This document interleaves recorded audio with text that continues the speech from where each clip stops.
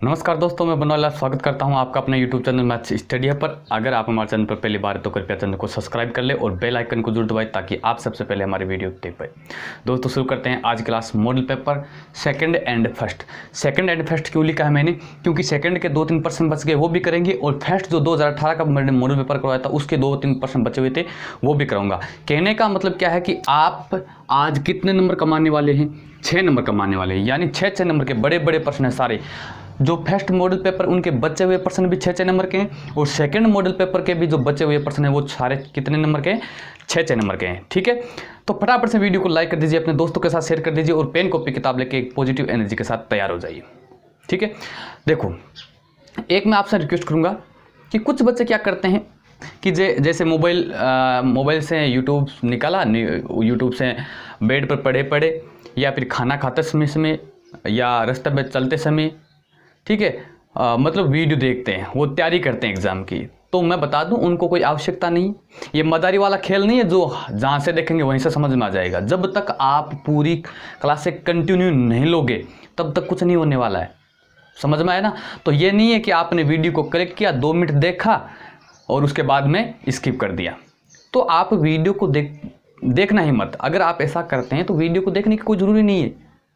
आपको अगर अपना गोल अचीव करना है तो बेटा पढ़ाई करनी पड़ेगी सही ढंग से बैठ के। ऐसे खाना खाते समय टीवी देखते हैं, कुछ बच्चे तो टीवी के सामने बैठे रहते हैं और वीडियो को ऑन कर लेते हैं, क्या बता रहे बना सर, या और भी जहाँ से भी कहीं पर तैयारी कर रहे हैं। मैं ये नहीं कहता कि मेरे चैनल पर से, आप कहीं से भी किसी यूट्यूब चैनल से या किताबें टीवी के सामने, कुछ बच्चे होते हैं जो किताब से भी पढ़ते हैं तो टीवी के सामने पढ़ते हैं। तो ऐसा नहीं होता है। पढ़ाई के लिए एक माहौल बनाना पड़ता है। माहौल बना के बैठ के फिर आराम से नाश्ता पानी करके फिर ऐसे मतलब ढंग से पढ़ा जाता है। ऐसे कोई या आप कोई मदारी वाला खेल तो देख नहीं रहे हैं जो जैसे बैठ के देखा, खड़े होकर देखा तो समझ में आ गया, बैठ के देखा तो भी मज़ा आ गया, ऐसा नहीं है। तो मैं आपसे रिक्वेस्ट करूंगा कि जब भी आप पढ़ते हो पेन कॉपी किताब लेके और एक अपना अच्छा माहौल बना के बैठ के और फिर ढंग से पढ़ेंगे। ठीक है, चलो शुरुआत करते हैं आज की क्लास की। देखो मॉडल पेपर सेकंड के जो बचे हुए प्रश्न है वो करवा देता हूं मैं।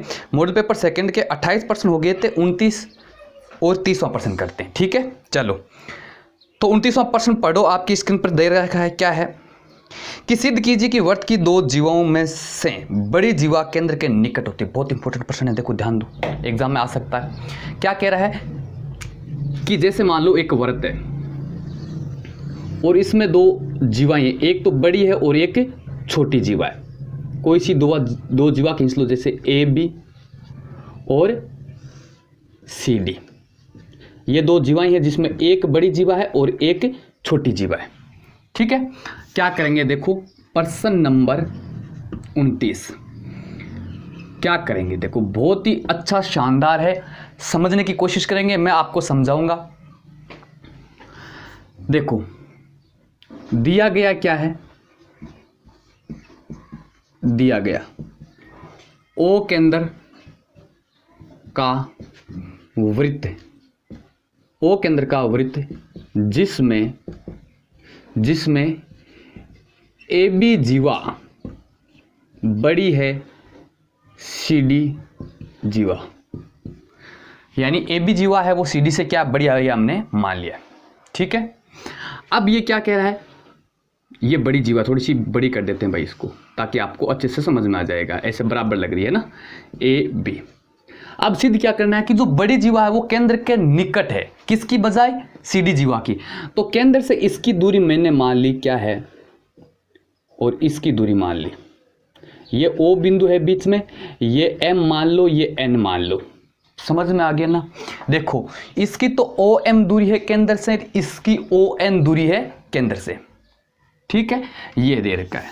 आप ये तो दिया गया, आपको सिद्ध क्या करना है, सिद्ध करना, हमें ये सिद्ध करना है कि जो बड़ी जीवा है वो केंद्र के निकट है, किसकी बजाय, छोटी जीवा की बजाय। तो बड़ी जीवा क्या है, ए बी है, इसका मतलब क्या है, ओ एम जो दूरी है केंद्र से दूरी ओ एम ही तो है और इसकी कितनी, ओ एन। ओ एम है वो छोटी है किससे, ओ एन से। यही सिद्ध करना है। ये बात समझ में आई कि नहीं आई? प्रश्न में क्या कह रहा है कि बड़ी जीवा है वो केंद्र के निकट है, किसकी बजाय, छोटी जीवा की बजाय। समझे? अब देखो थोड़ी सी रचना करते हैं। रचना।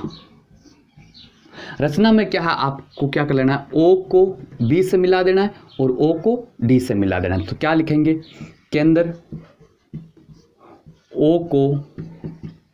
ओ को बी व डी से मिलाया।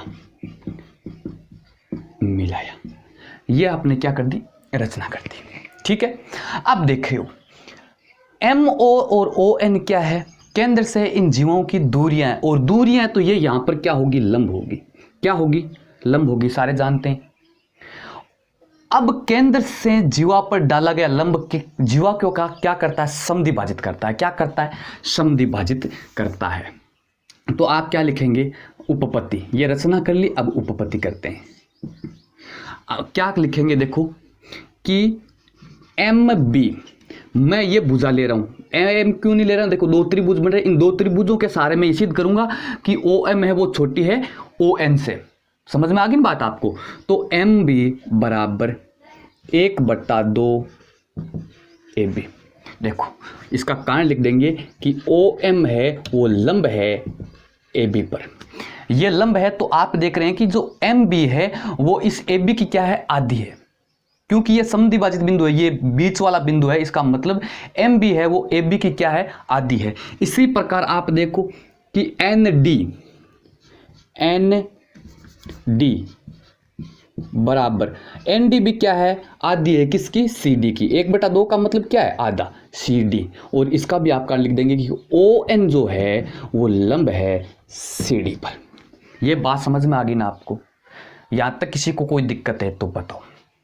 अब देखो लिखो त्रिभुज, और आपको क्या दे रखा है यहां पर, यह भी ध्यान रखेंगे आप कि आपको ए बी बड़ी है किससे, सी डी। ये आपको दिया गया है। क्या है, दिया गया है। समझ में आ गई ना बात आपको।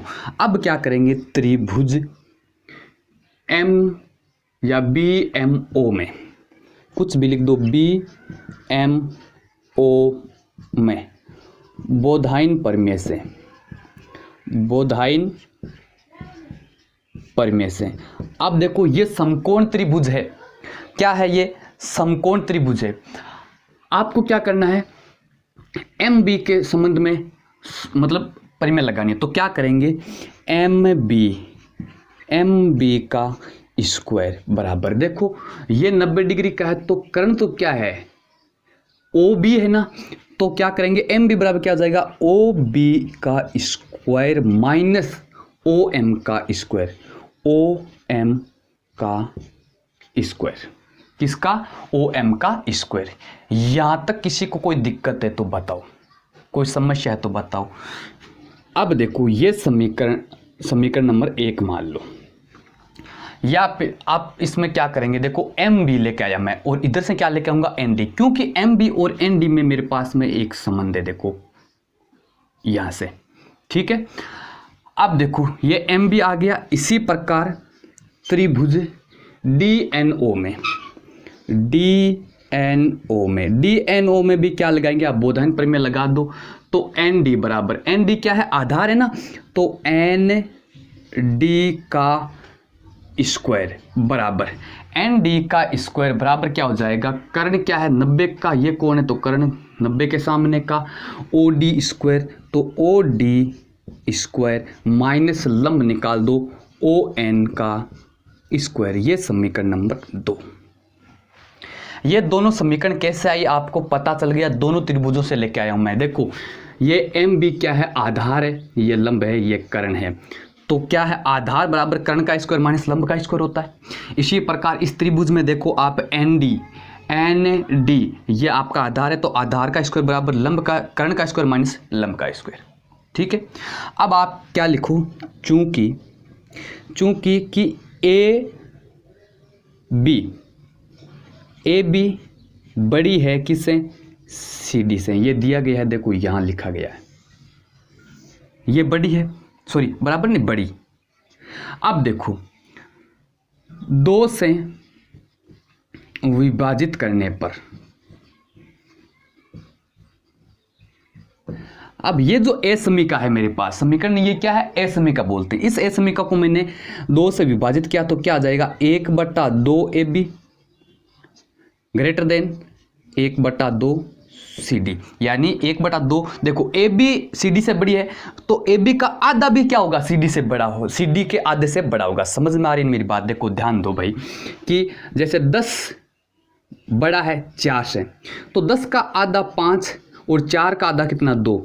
अगर 10 4 से बड़ा है तो 10 का आधा बड़ा होगा 4 के आधे से। समझ में आ रही है बात आपको? तो यहाँ पर क्या है कि AB बड़ा है CD से, तो AB का आधा बड़ा होगा CD के आधे से। अब यहाँ देखो आप 1/2 AB और 1/2 CD, देखो 1/2 AB किसके बराबर है, MB के है ना, तो इसकी जगह मैंने क्या लिखा, MB बड़ा है CD, 1/2 CD किसके, ND। यानी मुझे संबंध क्या मिला कि MB है वो ND से बड़ा है, MB ND से बड़ा है। यहां तक समझ में आ गया?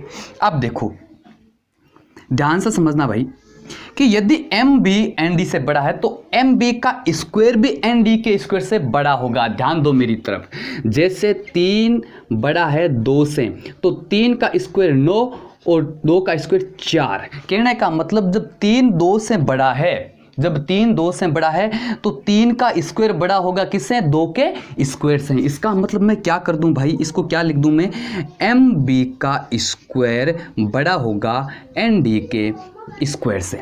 यहां तक किसी को कोई दिक्कत है तो बताओ? ठीक है, आगे देखो मैं यहां हल कर देता हूं। अब देखो MB स्क्वायर बराबर कितना आया भाई, MB स्क्वायर की जगह मैं क्या लिख दूं कि OB का स्क्वायर माइनस OM का स्क्वायर। ये किसका मान है, MB का स्क्वायर। देखो यहां से यहां लिख दो, चाहे 1/2 से 1/2 से, समीकरण 1 थी ना हमारे पास, तो MB की जगह मैं क्या लिख दिया, OB का स्क्वायर माइनस MB का स्क्वायर ग्रेटर देन बड़ा है किससे, ND का स्क्वायर। अब ND का स्क्वायर कितना आया भाई, यहां से देखो 2 से O कितना, OD का स्क्वायर माइनस ON का स्क्वायर, ON का स्क्वायर। यहां तक किसी को कोई दिक्कत है तो बताओ, कोई समस्या है क्या? अब आप देख रहे हैं कि जो OB और OD है,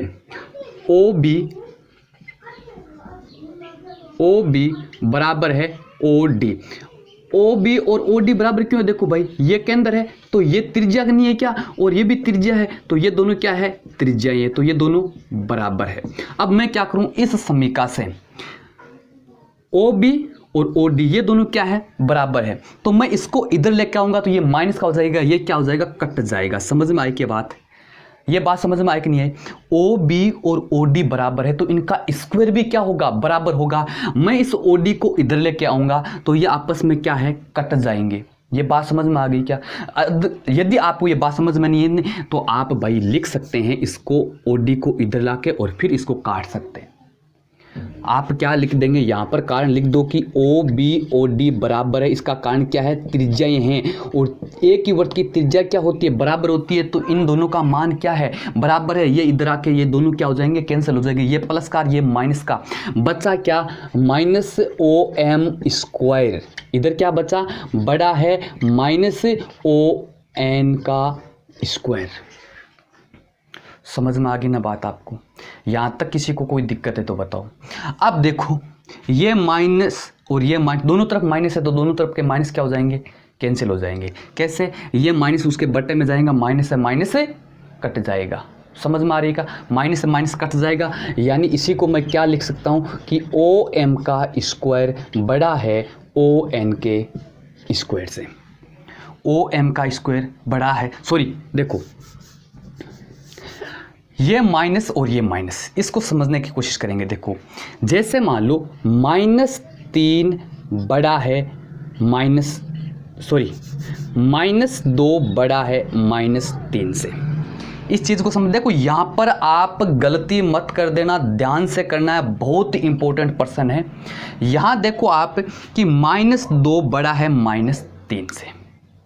अब मैं अगर इनके चिन्ह चेंज कर देता हूं तो ये चिन्ह भी हमेशा के लिए क्या हो जाता है भाई, चेंज हो जाता है। क्यों? क्योंकि देखो मैं इस 2 को क्या करूं, प्लस का, और 3 को क्या करूं, प्लस का। तो आपको पता है कि 3 बड़ा है 2 से, तो चिन्ह क्या है, बदल गया भाई। 2 लेस देन 3, 2 3 से छोटा है। कब, देखो ये हम सब जानते हैं कि -2 -3 से बड़ा है, -2 -3 से बड़ा है। अब मैंने क्या किया, इनके चिन्ह चेंज किए, चिन्ह चेंज किया तो बीच वाला चिन्ह है ना वो भी क्या हो जाता है, उल्टा हो जाता है। ये ए समीका का नियम है, ध्यान रखेंगे आप, ये ए समीका का नियम है, ध्यान रखेंगे आप कि जब किसी समीकरण के दोनों ओर के, सॉरी ए समीका के दोनों ओर के जब चिन्ह चेंज किए जाते हैं, प्लस को माइनस, माइनस को प्लस, तो बीच वाला चिन्ह भी चेंज हो जाता है। तो इसका मतलब क्या हुआ, मैं जब इसको क्या करूं प्लस का, तो ओ एम क्या हो जाएगा प्लस का, और ओ एन भी क्या हो जाएगा प्लस का, तो चिन्ह क्या हो जाएगा, चेंज हो जाएगा। क्यों होगा, मैंने आपको इसका रीजन बता दिया, कारण बता दिया। ये ए समीकरण की प्रॉपर्टी है, गुण है ये, ठीक है। अब चलो, या अब देखो ओ एम स्क्वायर है वो ओ एन स्क्वायर से छोटा है, तो इसका वर्गमूल यानी ओ एम भी क्या होगा, ओ एन से छोटा होगा। समझ में आ रही ना। जैसे मान लो कि 16 है वो 25 से छोटा है, तो 16 का वर्गमूल 4 और 25 का वर्गमूल 5, यानी 16 का वर्गमूल 25 के वर्गमूल से भी छोटा होगा। ये बात समझ में आ रही है आपको। तो ओ एम छोटा है ओ एन, और ये ओ एम है ये ओ एन से छोटा है, और यही क्या करना था, मुझे सिद्ध करना था। बहुत बहुत इंपॉर्टेंट क्वेश्चन है एग्जाम की दृष्टि से, 2 बार अपनी रफ कॉपी में मिलाएंगे, फिर भी समझ में नहीं आए तो भाई आप मुझे व्हाट्सएप पे कांटेक्ट कर लेना, मैं आपको फिर से अच्छी तरह से बताने की कोशिश करूंगा। नहीं तो इस वीडियो की डिस्क्रिप्शन, सॉरी कमेंट बॉक्स में लिख देना, मैं फिर से इसको सोल्व करवा दूंगा। इस प्रश्न में कोई दिक्कत है तो बताओ। ये 6 नंबर कमाने के लिए इतना खेल खेलना पड़ेगा, बताओ कोई समस्या है तो। समझ में आ गया, ठीक है, ओके। आगे पढ़ो 29वें प्रश्न का अथवा। 29वें प्रश्न का अथवा क्या कह रहा है कि सिद्ध कीजिए कि एक चाप द्वारा वृत्त के केंद्र पर अंतरित कोण वृत्त के शेष भाग के किसी बिंदु पर अंतरित कोण का दुगुना होता है। देखो ये प्रश्न है, ये मैंने आपको जब 12वां अध्याय करवाया था तो उसमें एक परिमेय करवाई थी, परिमेय 12.8, और उसी परिमेय का ये कथन दे रखा है, उसी को आपको क्या करना है, सिद्ध करना है। तो इसके लिए आप क्या करेंगे, आई कार्ड में जाओ, आई बटन में मैंने इसका जो वो वीडियो है वो वीडियो दे रखा है। उस वीडियो में आप अगर पूरा नहीं देखो तो इस वीडियो को यहीं रोक के और उस वीडियो के अंदर 12.8 की जो परिमेय है उसको आप देखेंगे। समझ में आना। यहीं से इस वीडियो को यहीं पर रोक के और उस वीडियो पर जाओ, आई बटन में दे रखा है, और 12.8 की जो परिमेय बहुत ही शानदार तरीके से मेरी समझाई हुई है। तो मैं दोबारा यहाँ पर टाइम बर्बाद नहीं करूँगा, मुझे उम्मीद है कि वहाँ से आपको अच्छी तरह से समझ में आ जाएगी। वही परिमेय है 12.8 वाली, उसका कथन दे रखा है, उसी को आपको क्या करना है, सिद्ध करना है, ठीक है। तो ये आप अथवा वाला जो प्रश्न है वो या आप उस वीडियो में जाके देख सकते हैं। 30वां प्रश्न, प्रश्न नंबर 30वां प्रश्न पढ़ो, बहुत शानदार प्रश्न है। क्या है, यदि निम्न बंटन का माध्य 7.5 हो तो पी का मान ज्ञात कीजिए।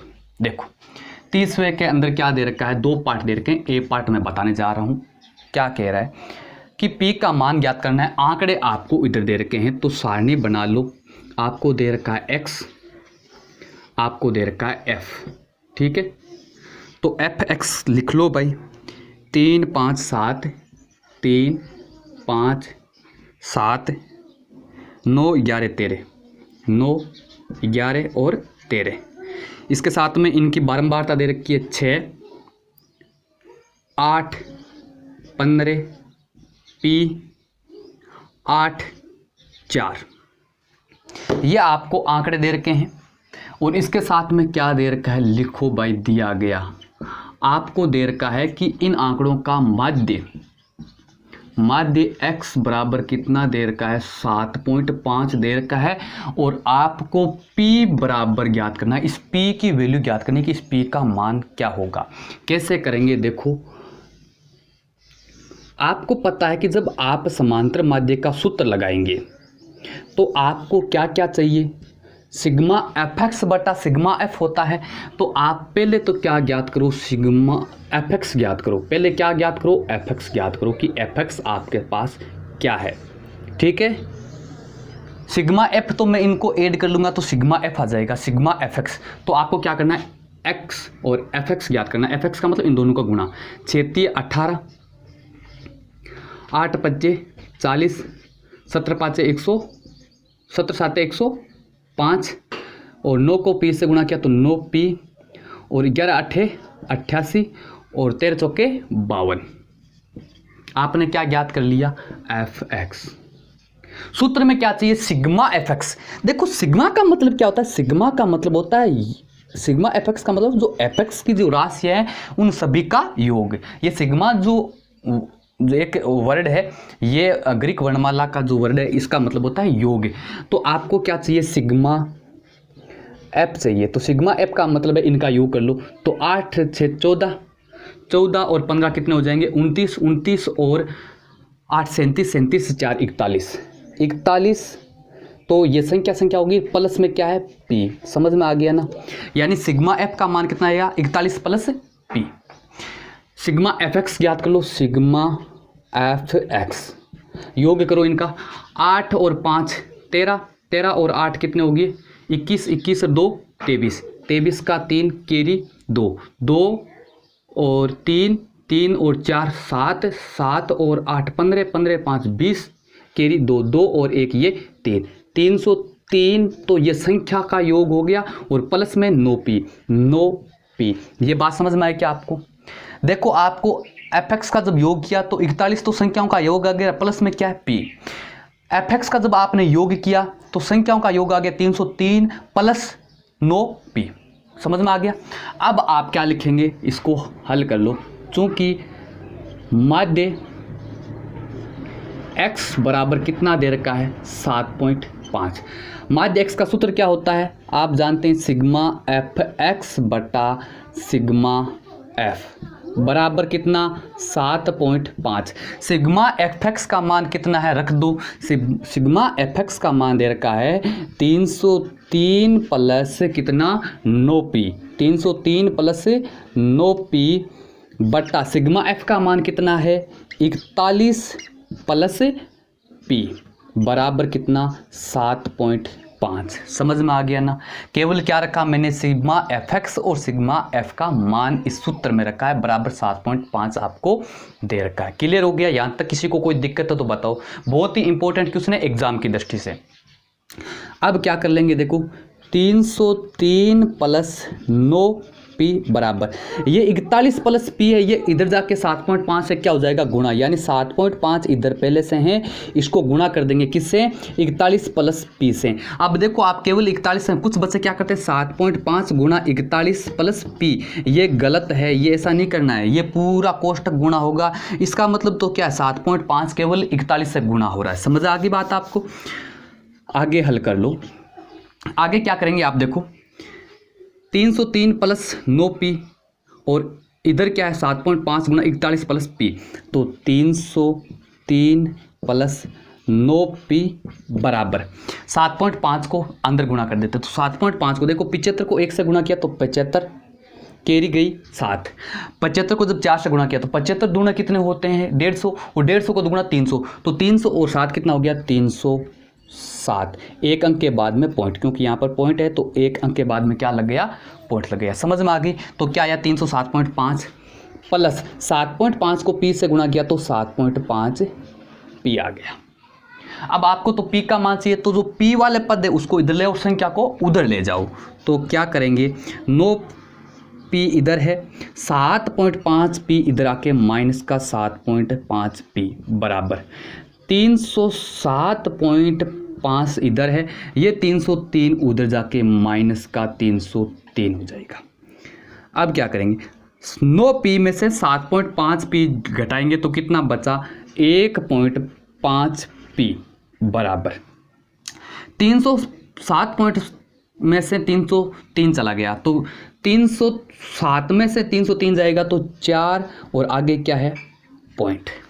समझ में आ गया ना। कितना, 307.5 में से 303 गया तो क्या बचा, 4.5। आपको मान पी का चाहिए तो पी बराबर क्या आया, 4.5 बट्टे ये जो 1.5 है ये बट्टे में चला गया 1.5, यानी P बराबर, अब देखो ऊपर एक पॉइंट के बाद में एक अंक के बाद में पॉइंट है, नीचे भी एक अंक के बाद में पॉइंट है, यानी ये क्या आ जाएगा 45/15। कितना आया 45/15, या P बराबर 45 में 15 का भाग दो, 15 तिया 45, तो P का मान कितना आया 3, यानी यहाँ पर क्या आएगा 3 आएगा। यही आपका आंसर है। छोटा सा क्वेश्चन है, बहुत ही आसान क्वेश्चन है, और आप इसको कम से कम 2 बार अपनी रफ कॉपी में फटाफट से मिलाएंगे। समझ में आ गया? ये आपके 30वें प्रश्न का ए पार्ट कंप्लीट हो गया। आगे पढ़ो 30वें प्रश्न का बे पार्ट।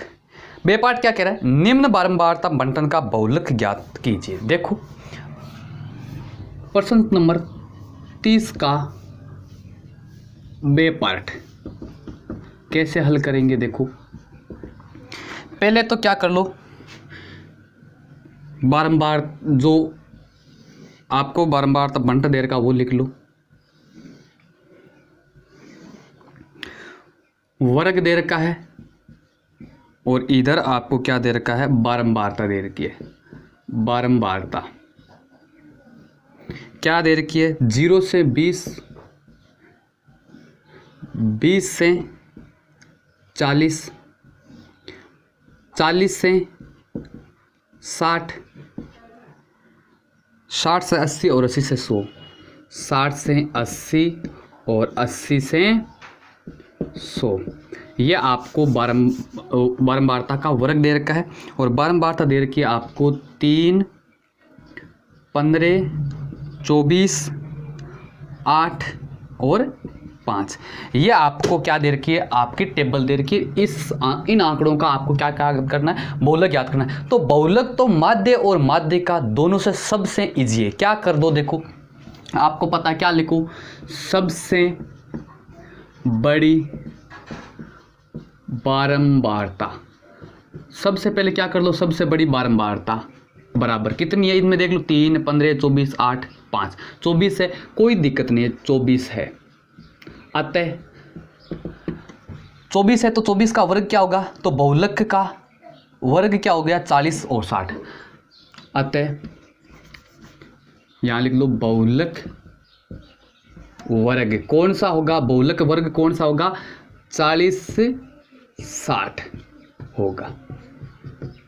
कोई दिक्कत नहीं है। सबसे पहले सबसे बड़ी बारंबारता चुन लो, वो तो आपके क्या होगी बारंबारता, और इसके संगत जो वर्ग होगा उस वो क्या होगा बहुलक वर्ग होगा।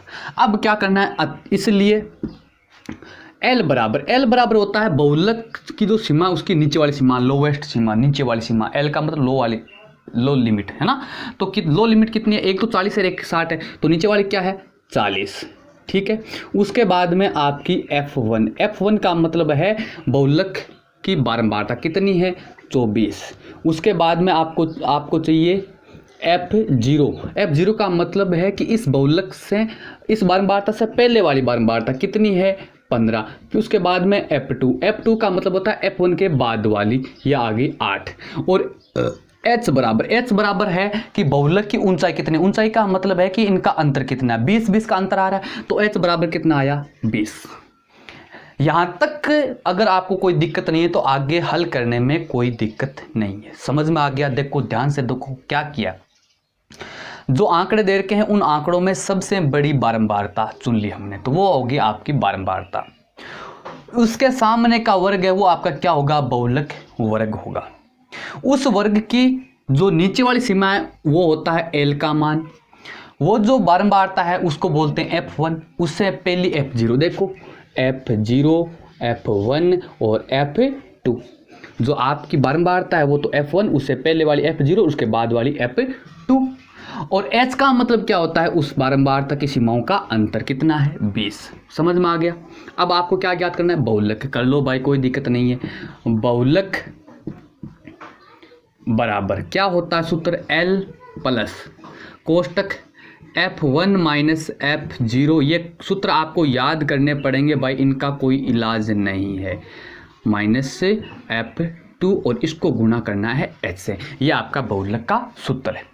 मान रख दो, L का मान कितना 40, प्लस F1 का मान कितना 24 माइनस F0 का मान कितना 15 बट्टे 2 गुणा 2F1 का मतलब है 2 गुणा F1 कितनी है 24 माइनस F0 कितनी है 15 माइनस F2 कितनी है 8 और इनको गुणा किससे करना है h का मान कितना 20। सारे मान है F1 है F0 है F2 है L है h है मान रखा। अब इसको बोर्ड मास नियम से हल कर लो। क्या आ जाएगा देखो 40 प्लस 24 में से 15 घटा लो तो 5 ये 4 कितने बच गए 9 बट्टे ये कितने हैं 48 24 को 2 से गुणा किया 48 माइनस 15 और ये कितने हैं 8 कितने 23 देखो माइनस के 15 माइनस के 8 माइनस के कितने हो गए 23 गुणा 20। कोई दिक्कत कोई समस्या बताओ। आगे हल कर लो 40 प्लस ये कितने 9 बट्टे 8 में से 3 गया 5 4 में से 2 गया कितने बच्चे 25 बट गुणा 20। अब आप क्या कर लो 5 का भाग 4 बार 5 का भाग 5 बार जा रहा है तो क्या आया 40 प्लस ये कितना हो जाएगा 9 चौके 36 बट्टे 5। हल कर लो 5 लघुत्तम आएगा 1 का भाग 5 में 5 बार 5 को 40 से गुणा करो तो कितना आ जाएगा 20 200 प्लस 36 कितना आया ये आ जाएगा आपका बहुलक बराबर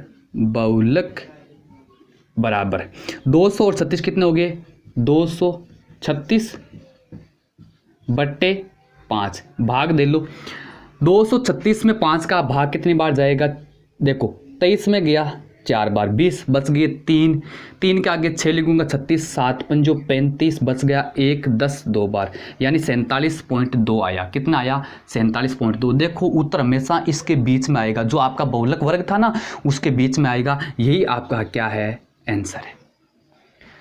सबसे इजी माध्य और माध्यिका से दोनों से आसान क्या है बहुलक है। बस कुछ ही नहीं करना न तो आपको एपेक्स ज्ञात करना है न आपको डी ज्ञात करना है उसमें तो बहुत लपड़ा होता है CF ज्ञात करना होता है। कुछ ही नहीं करना है आपको तो बस इसमें सबसे बड़ी बारंबारता देखो वो आपका F1 उससे पहले वाला F0 उसके बाद वाला F2 और जो बहुलक वर्ग है उसकी नीचे वाली सीमा L और उनकी जो ऊंचाई है उनका अंतर है वो आपका H मान रखो उत्तर निकालो। समझ में आ गया। तो ये आपका सेकंड मॉडल पेपर कंप्लीट हो गया है। किसी प्रकार की कोई समस्या है तो बताओ और इसकी आज मैं PDF जो है वो अपने WhatsApp group maths study hub पर डाल दूंगा और फिर आप उनको हल करेंगे। समझ में आ गया। तो ये आपका सेकंड मॉडल पेपर कंप्लीट हो गया। ओके अब देखो कि मॉडल पेपर से जो फर्स्ट करवाया था तो जो 2018 का जो बोर्ड का वो पेपर था उसको मैंने हल करवाया था। उसमें 3 प्रश्न छूट गए थे। उन 3 प्रश्नों को हम हल करते हैं। देखो 28वां 29वां और 30वां कहने का मतलब तीनों ही कौन से प्रश्न है 6 नंबर वाले बड़े वाले प्रश्न हैं। तो हल करते हैं। देखो 28वां प्रश्न 28 से पहले जो प्रश्न है उनको हल करवा दिया। 28वां प्रश्न पढ़ो क्या कह रहा है। 28वें के 2 पार्ट है। पहला पार्ट है यदि बिंदु x3 और 5 7 के बीच की दूरी 5 हो तो x का मान ज्ञात कीजिए। देखो कैसे करेंगे। आपको दे रखा है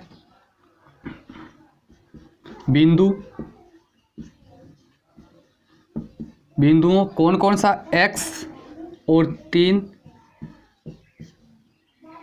5 7 के मध्य दूरी बराबर 5। इनकी दूरी कितनी दे रखी है 5 दे रखी है। तो आप क्या जानते हैं आपको पता है कि 2 बिंदुओं के बीच की दूरी का सूत्र लगा के बराबर में 5 कर देंगे x की वैल्यू ज्ञात कर लेंगे। बहुत आसान है। क्या करेंगे चूंकि x2 माइनस x1 का whole square plus y2 minus y1 का होल स्क्वायर का अंडर रूट ये क्या होता है 2 बिंदुओं के बीच की दूरी होती है सूत्र होता है और इसका मान कितना दे रखा है 5 दे रखा है। हल कर लो। मान रख दो x2 कितना है 5 माइनस x1 कितना है x इसका होल स्क्वायर प्लस x2 कितना है y2 कितना है 7 माइनस y1 कितना है 3 का स्क्वायर इसका अंडर रूट बराबर 5। अब क्या करना है बस x की वैल्यू ज्ञात करनी है। आपको क्या करना है देखो कि 5 माइनस एक्स स्क्वायर आपको पता है x माइनस वाई का होल स्क्वायर बराबर क्या होता है, पहले पद का स्क्वायर प्लस दूसरे पद का स्क्वायर माइनस 2 गुना पहला पद गुना दूसरा पर्सन, यही तो होता है। तो x 5 माइनस एक्स की निकालो तो 5 का स्क्वायर 25 प्लस x का स्क्वायर x स्क्वायर माइनस 2 गुना पहला पद, 2 गुना पहला पद 2 और 5 को गुना करूंगा तो 10x आ जाएगा प्लस 4 7 में से 3 जाएगा 4, 4 का स्क्वायर कितना 16 और इसका अंडर रूट बराबर 5। समझ में आया क्या मैंने यहाँ पर क्या किया है, यहाँ पर कुछ नहीं किया है। 5 माइनस एक्स स्क्वायर को x माइनस वाई के होल स्क्वायर के हिसाब से खोल लिया तो 25 plus x square minus 10x plus 16 बराबर 5 आ गया। अब हमें क्या करना है, ये इधर अंडर रूट हटाना है। तो अंडर रूट हटाने के लिए दोनों तरफ क्या कर दूं, वर्ग करने पर। तो दोनों पक्षों का वर्ग करने पर लिखो, दोनों पक्षों का वर्ग करने पर, वर्ग करने पर। तो वर्ग करेंगे तो इसका मैं जब वर्ग करूंगा तो स्क्वायर हट जाएगा, सॉरी अंडर रूट हट जाएगा और क्या बचा एक्स स्क्वायर माइनस 10x और 16 और 25, 16 प्लस के और 25 भी प्लस के कितने हो गए, 16 और 25 11 और 3 31 हो गए, कितने हो गए प्लस के 31 हो गए, सॉरी ये आपके हो जाएंगे 41, 25 और 16 कितने हो जाएंगे 41 बराबर कितना 5 का स्क्वायर कितना होता है 25। समझ में आ गया। अब इसको हल कर लो, क्या आएगा देखो x square minus 10x plus 41, ये 25 आके इधर माइनस का हो जाएगा बराबर क्या बच्चा 0। अब आपको पता है एक चीज़ आप ये भी नोट कर लो कि अभी आपने 41 16 में से 25 जोड़ा तो 41 आया, तो अब 25 घटाएंगे तो वापस 16 आ जाएगा। तो कितना आया x square minus 10x plus के 16 बराबर 0, माइनस 10x प्लस के 16 बराबर 0। अब देखो इसको द्विघात समीकरण को हल करने का तरीका गुणनखंड की विधि से बता दूं मैं आपको कि जब माइनस 10x के टुकड़े करने हैं, जब गुणा करूंगा तो कितना आना चाहिए 16x स्क्वायर आना चाहिए और वापस जोड़ूंगा तो कितना आना चाहिए माइनस 10x आना चाहिए। कहने का मतलब या ये कहो कि माइनस 10 को तोड़ना है, गुणा करने पर 16 आना चाहिए, जोड़ने पर वापस माइनस 10 आना चाहिए। तो आप सारे जानते हैं कि एक्स स्क्वायर माइनस 8x और माइनस 2x टोटल कितना हो गया माइनस के 10x होते हैं और जब गुणा करूंगा फिर तो कितना आ जाएगा 16x स्क्वायर। समझ में आ गया ना। मैं थोड़ा सा इसको देखो स्पीड से ले रहा हूँ, समझ में आपको आ रहा होगा। मैं उम्मीद करता हूँ कि बीच वाली संख्या को तोड़ना है। अब क्या करना है, इधर से x कॉमन लिया, x कॉमन लूँगा तो क्या आएगा x माइनस 8 और इधर से माइनस 2 कॉमन लूँगा तो क्या आएगा x माइनस 8 बराबर 0। इन दोनों पदों में x कॉमन लिया तो एक्स स्क्वायर में से x बार आ गया, x माइनस माइनस 8x में x बार आया 8 बचा। इन दोनों पदों में मैंने क्या लिया माइनस 2 कॉमन लिया तो माइनस 2x में से माइनस 2 बार आ गया तो x बचा और 16 में से माइनस 2 का भाग दिया तो माइनस 8। अब दो पद है, दोनों पदों में देखो x माइनस 8 x माइनस 8 तो x माइनस 8 कॉमन आया, इधर क्या बचा x माइनस 2 बराबर 0। कहने का मतलब क्या आया कि x माइनस 8 बराबर 0 या x माइनस 2 बराबर 0।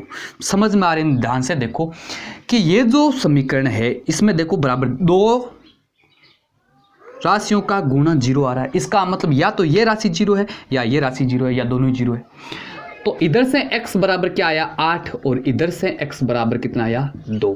तो कहने का मतलब या तो x का मान 8 आएगा या 2 आएगा, तब जाकर इन बिंदुओं के बीच की दूरी कितनी आएगी 5 आएगी। यही आपका क्या है आंसर है। समझ में आ गया। ये आपका कौन सा है 28वें का पहला प्रश्न कंप्लीट हो गया। ओके आगे पढ़ो 28वें का दूसरा पार्ट। क्या कह रहा है, ज्ञात कीजिए रेखा 3x प्लस वाई बराबर 9 बिंदुओं 1, 3 और 2, 7 को मिलाने वाले रेखाखंड को किस अनुपात में विभाजित करती है।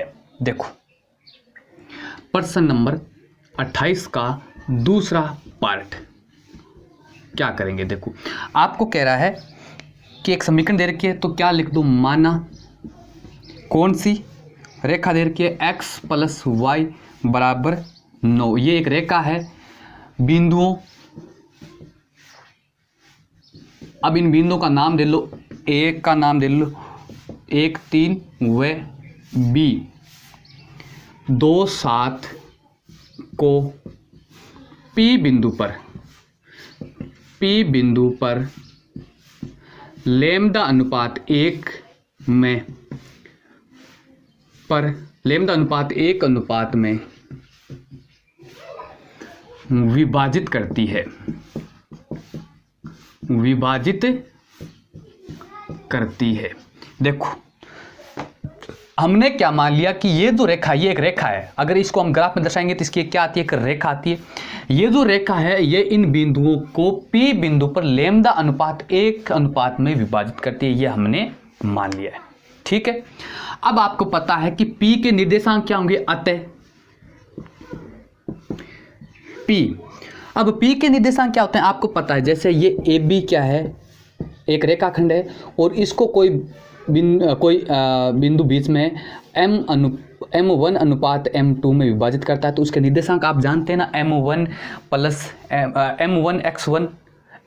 M1x2 प्लस M2x1 बटा M1 प्लस M2 होता है। समझ में आ गई ना बात आपको।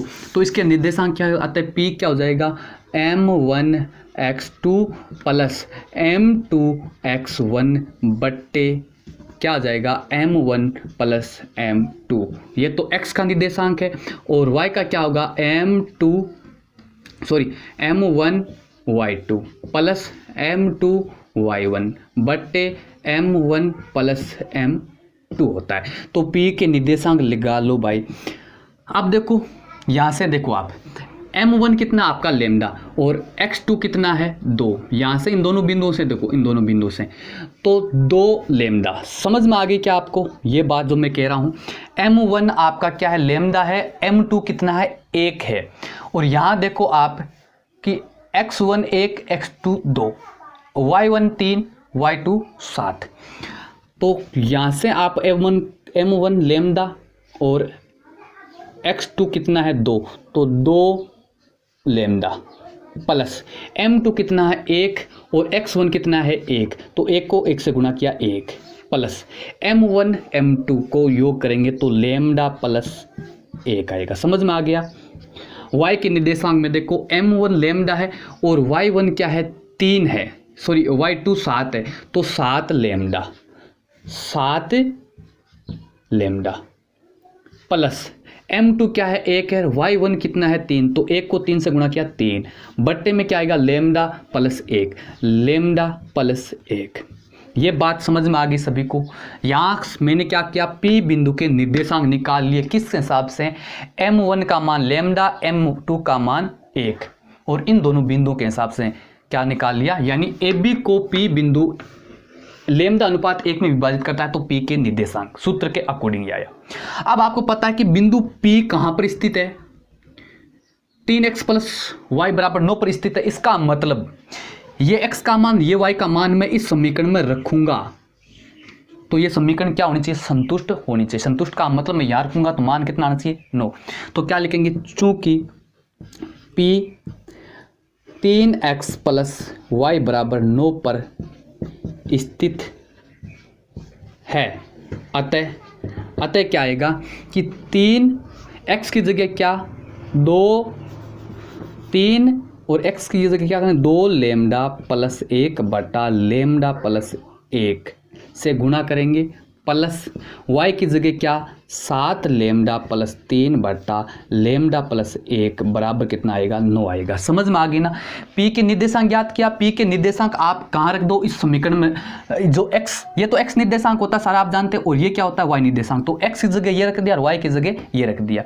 अब आप इसको क्या कर लो, सरल कर लो। तो सरल करेंगे तो क्या आएगा, देखो 3 से गुणा करो, 3 को 2 लेमडा से करेंगे तो 6 लेमडा आ जाएगा, प्लस 3 को 1 से गुणा किया 3 बट्टे में क्या है lambda plus 1 plus 7 lambda plus 3 बटे लेमडा प्लस 1 बराबर 9। समझ में आ गया ना। 3 को मैंने इससे इस कोष्ठक से गुणा किया। अब क्या आ जाएगा, देखो आपको क्या करना पड़ेगा, ये दो भिन्न है, इन दोनों भिन्नों के क्या करना पड़ेगा, योग करना पड़ेगा। आप देख रहे हैं कि इन दोनों का हर क्या है, समान है।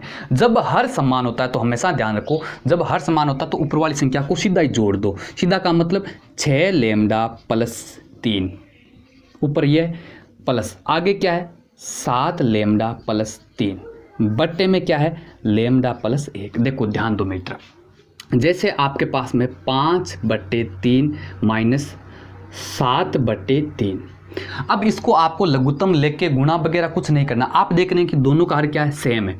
ऊपर वाली संख्याओं को सीधा घटा दो, अगर माइनस है तो घटा दो और प्लस है तो जोड़ दो। तो 5 में से 7 घटाएंगे, -2/3 सीधा उत्तर आएगा। समझ में आ रही है बात? जब हर समान हो। बराबर कितना है, 9 है। बराबर कितना है, 9 है। अब ये लेमडा उधर जाके गुणा, ये जो लेमडा प्लस 1 है ये 9 से गुणा हो जाएगा उधर जाके, और क्या बचा, 6 और 7, 6 और 7 कितना हो गया, 13 लेमडा। 13 लेमडा प्लस 3 और 3 कितने हो गए, 6 बराबर। ये लेमडा प्लस 1 उधर जाके 9 से गुणा हो जाएगा, यानी लेमडा प्लस 1 है वो 9 से गुणा हो जाएगा। अब गुणा कर लो, 13 लेमडा प्लस 6 बराबर 9 को लेमडा से गुणा किया तो 9 लेमडा कितना आ जाएगा, 9 लेमडा प्लस 9 को 1 से गुणा किया 9। अब क्या है, 9 इधर आ जाएगा तो माइनस का हो जाएगा, 13 लेमडा माइनस 9 लेमडा बराबर 9 इधर है, 6 उधर जाके माइनस का हो जाएगा। मैं केवल पक्षांतरण कर रहा हूँ, समझ में आ गया आपको? देखो 13 लेमडा में से 9 लेमडा जाएगा, कितना लेमडा बचेगा, 4 लेमडा बराबर 9 में से 6 जाएगा, 9 में से 6 जाएगा, कितना बचा, 4। यानी लेमडा बराबर कितना आ गया, 3/4। कितना आ गया, 3/4। इसका मतलब क्या हुआ, मैं जब लेमडा के नीचे 1 मान लूँ, कोई फर्क पड़ेगा क्या, कि लेमडा का मान जब 3 है तो 1 का मान कितना है, 4। यहाँ देखो लेमडा का मान कितना आया और 1 का मान कितना आया, 4। अतः क्या लिखेंगे, अतः 3x + y = 9। किसको, 1 3 व 2 7 को मिलाने वाली रेखा को 3:4 में विभाजित करता है। विभाजित करता, यानी ये कितना आ गया, लेमडा अनुपात 1 = 3:4 आ गया। समझ में आ गया कि ये बात? देखो इस प्रकार के प्रश्न में हमेशा इसी प्रकार से करना है।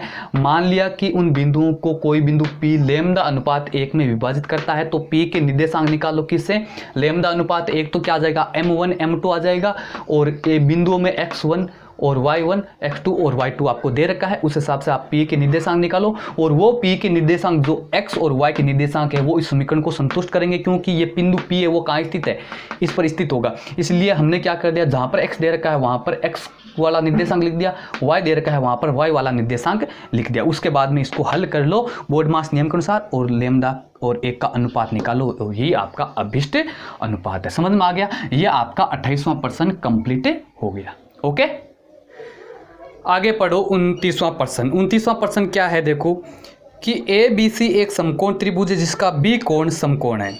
भुजा AB पर D तथा BC पर बिंदु E स्थित है। सिद्ध कीजिए कि AE² + CD² = AC² + BE²। देखो 29वां प्रश्न है, मैं थोड़ा सा स्पीड से बताऊंगा, थोड़ा सा आप कैच करने की कोशिश करेंगे। एक त्रिभुज है ABC, क्या नाम है, ABC, जिसका B कोण क्या है, समकोण है। आगे क्या कह रहा है, भुजा AB पर D है। भुजा AB पर क्या है, D बिंदु है, यहाँ पर D है, और BC पर क्या है, E स्थित है, यहाँ E बिंदु स्थित है। अब आपको क्या कह रहा है,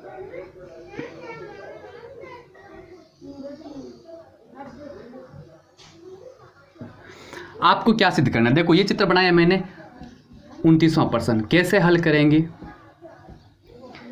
दिया गया लिख लो, दिया गया त्रिभुज ABC में कोण B समकोण है, यही तो दे रखा आपको, समकोण है।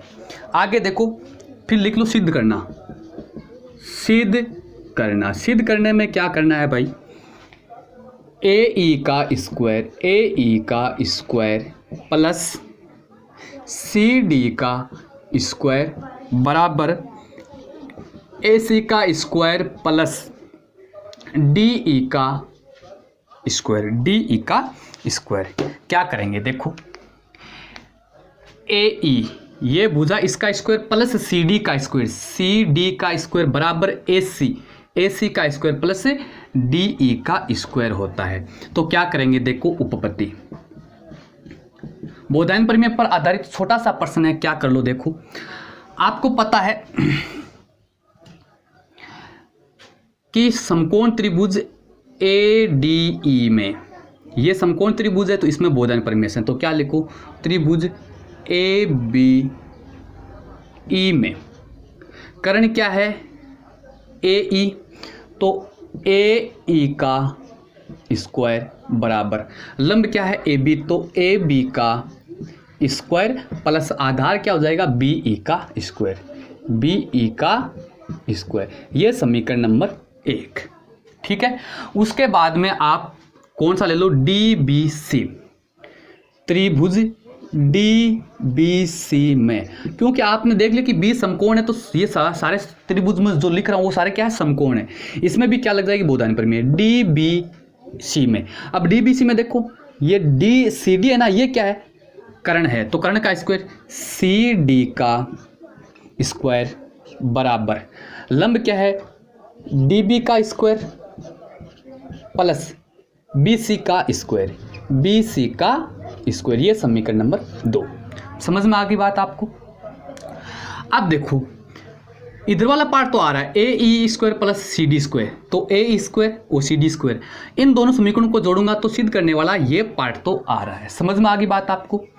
अब लिखो इसी प्रकार, या इनको एक बार जोड़ दो, 1 व 2 को जोड़ने पर, 1 और 2 को जब मैं जोड़ूंगा तो क्या आया, ए ई का स्क्वायर प्लस सी डी का स्क्वायर बराबर A E square plus C D square बराबर क्या आ जाएगा, ए बी का स्क्वायर प्लस बी ई का स्क्वायर, ये इसका पार्ट इधर वाला प्लस इधर वाला जोड़ दो, डी बी का स्क्वायर प्लस बी सी का स्क्वायर। ये समीकरण नंबर 3। अब देखो आपके पास में 2 त्रिभुज और बच गए। देखो आपको इस प्रश्न में करना क्या है, आपको ए ई चाहिए, तो ए ई कौन सी है, ये कर्ण किस त्रिभुज का, इस त्रिभुज का है, तो इसमें बोधायन परिमेय लगा दो। सी डी ये कर्ण किस त्रिभुज का है, डी बी सी का है, तो इसमें बोधायन परिमेय लगा दो। अब बराबर में क्या चाहिए, ए सी, तो ए सी ये है, ये किस त्रिभुज का समकोण कर्ण है, ए बी सी का, तो ए बी सी में और क्या लगाएंगे, बोधायन परिमेय। फिर डी ई ये, तो ये किस त्रिभुज का कर्ण है, डी बी ई का, तो इसमें भी बोधायन परिमेय लगाएंगे। समझ में आ गई बात आपको। तो क्या करेंगे, इसी प्रकार त्रिभुज ए बी सी में बड़े वाले में क्या होगा, ए सी का स्क्वायर, कर्ण का स्क्वायर ए सी स्क्वायर बराबर ए बी लंब का स्क्वायर प्लस आधार बी सी का स्क्वायर। ये समीकरण नंबर 4। तथा त्रिभुज डी बी ई में इसमें भी बोधायन परिमेय, डी ई का स्क्वायर, तो डी ई का स्क्वायर लगा दो, डी ई का स्क्वायर बराबर डी बी का स्क्वायर लंब स्क्वायर प्लस आधार क्या है, बी ई का स्क्वायर, बी ई का स्क्वायर। ये समीकरण नंबर 5। अब देखो कि मैं इन दोनों को जोड़ूं, किनको, समीकरण 4 और 5 को जोड़ूं, तो 4 व 5 को जोड़ने पर, तो 4 और 5 को जोड़ूं तो क्या आया, ए सी स्क्वायर प्लस इधर क्या है, डी ई स्क्वायर बराबर ये क्या है, A B square plus B C square, ये प्लस इधर क्या है, डी बी का स्क्वायर प्लस डी ई का स्क्वायर। ये समीकरण नंबर 6।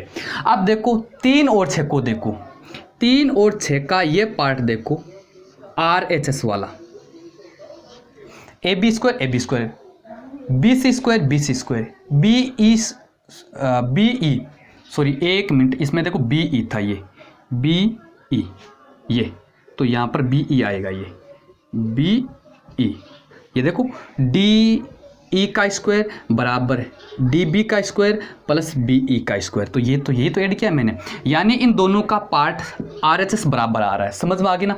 तो समीकरण 3 और 4 का आर एच एस बराबर है, ये वाला पार्ट और ये वाला पार्ट बराबर है। समझ में आ गई क्या, ए बी का स्क्वायर है, बी ई का स्क्वायर है, डी बी का स्क्वायर है और बी सी का स्क्वायर, यानी ये पार्ट समान है तो इधर वाला पार्ट भी समान होगा। तो क्या लिखेंगे, 3 व 4 से, 3 और 4 से जब इनका RHS पार्ट बराबर है तो LHS पार्ट में भी क्या होगा, बराबर। LHS कौन सा है, ये वाला पार्ट है, यानी AE का स्क्वायर प्लस CD का स्क्वायर, ये जो RHS पार्ट है ये किसके बराबर होगा, इस समीकरण के LHS पार्ट से AC स्क्वायर प्लस DE का स्क्वायर। ये आपको क्या करना था भाई, सिद्ध करना था। छोटा सा प्रश्न है, कोई दिक्कत नहीं है, मैंने आपको तरीका बता दिया कि आपको सिद्ध करने में क्या क्या चाहिए। AE चाहिए, AE, तो इस AE कर्ण किसका है, ABC का है, इसमें बोधन पर में लगा दो। फिर आपको CD चाहिए तो CD, ये CD इस त्रिभुज में बोधन पर में लगा दो। बराबर में क्या चाहिए, AC चाहिए तो AC ABC में बोधन पर में लगा दो। DE चाहिए, DE तो DBE में बोधन पर में लगा दो। समीकरणों को जोड़ो दिमाग लगा के और आप अपना लक्ष्य प्राप्त करो। समझ में आ गया, ये आपका 29वां प्रश्न कंप्लीट हो गया, समझ में आ गया। और 29वें प्रश्न का एक अथवा वाला दे रखा है, देखो, यदि एक चक्रीय चतुर्भुज की दो भुजाएं समांतर हो तो सिद्ध कीजिए कि शेष भुजाएं बराबर होगी और विकर्ण भी बराबर होंगे। ये मैंने 12वां जो अध्याय करवाया था उसमें ये प्रश्न मैंने करवा दिया है, वहां से आप देख सकते हैं। ठीक है, अब रहा 30वां प्रश्न। तो 30वां प्रश्न में हिंट दे देता हूं, देखो, क्योंकि क्लास है वो बहुत लंबी हो जाएगी तो मैं हिंट दे देता हूं। बारंबारता बहुलक वाला ज्ञात करना, क्योंकि ये दो प्रश्न टाइट थे, 29वां और जो 28वां, ये दो टाइट थे, इसलिए मैंने आपको अच्छी तरह से समझा दिया है।